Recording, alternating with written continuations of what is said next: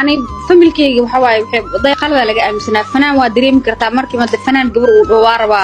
dayax cidiid way ii diideen faanto uu imaaday waa laga diiday ma yaalay waxa way waxay dhaaday nin fanaan si u guusanay naag maseer badan tahay saana tahay inta waa macquul ma baahan nin fanaan ma waysan kartiin boo iga diiday hooy ma faantay marka aan markaas dayraha xiligaas faantay ما حال بوقا لو فيلم دنكودا كجيري انغا marka waxa ay dad iska rafaadsan ma faanto waa iska dhibtoon waa dhibtoone المهم waxa waay muddo ajidka ana walacay oo baahan oo saakay ilaa galab aan afkeyga cunto saarin maalmo baxay arno soo xalnaago baxay ma faanti guri asxaab aa joognay markaas markuu imaado wuxuu arkay sambuus wax lagu cunay warqadii uu uri markaas oo dhaal sambuuskan yaa cunay markaas waxaan marta haa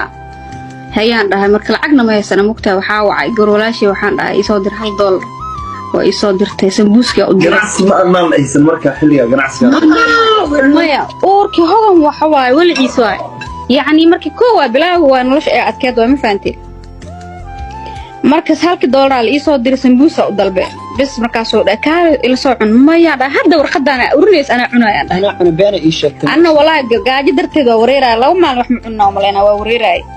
waa asaad cun sidii ku cunaaday markii dambe ugu sheekeena mugtaa yani baahi adaga soo marnay war waxa soo marnay nolol qof maanta Soomaali ee mareen inay jirtaan ma bayla marka gabdha qaar oo waxa jiraan oo ma aragtay markii caylaan oo kale wax badan dacwo ka sheegtaan nimankooda ani mid day xadana oo ma taqaana ku sii aamina isku sii leeyay waxay tahay anu miisaankeyga ziyaada inta sana ala noolahay in wax kasta oo ka yiin wali xaalada adag aan mar xanuunsada waa jirtay oo ma taqaana isbitaal aad galay muddo guriga xataa joog jir wal jar leey wadaa muddo xanuunsana maalin ma dareemin inaan xanuunsanahay dhibiq yar xataa inaa wax yar xataa qawma dareemi jirin marna way soo shaqay jiray marna cunto ii karin jiray anoo xanuunsan markaas ma socon karin ma faantay anyways waxa waaye nolosha dhan naxariis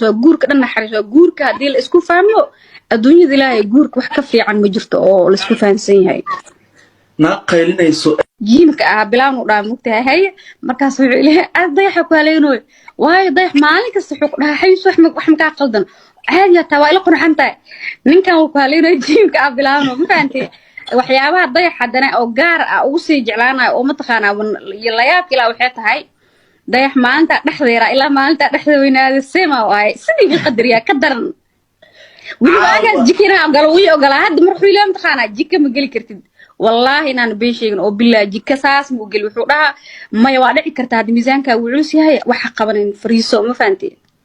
caawada yaxanaya hadalada markay dumarka ku dhahaan hadalada nooca oo kala xaaskaaga markay ku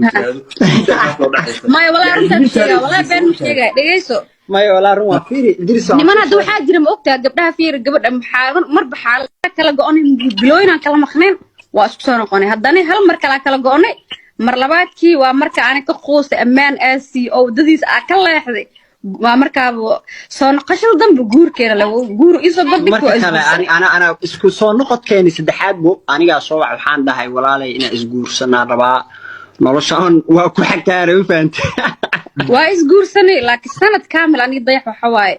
dabeecadiisa iyo dabeecadeeda kala nooceed waa isbaranayeen inta markii hodan dhalatay hodan umusha ka baxday marka hodan umusha ka baxay kadib aniga dayax nolosheena runta cagta saarnay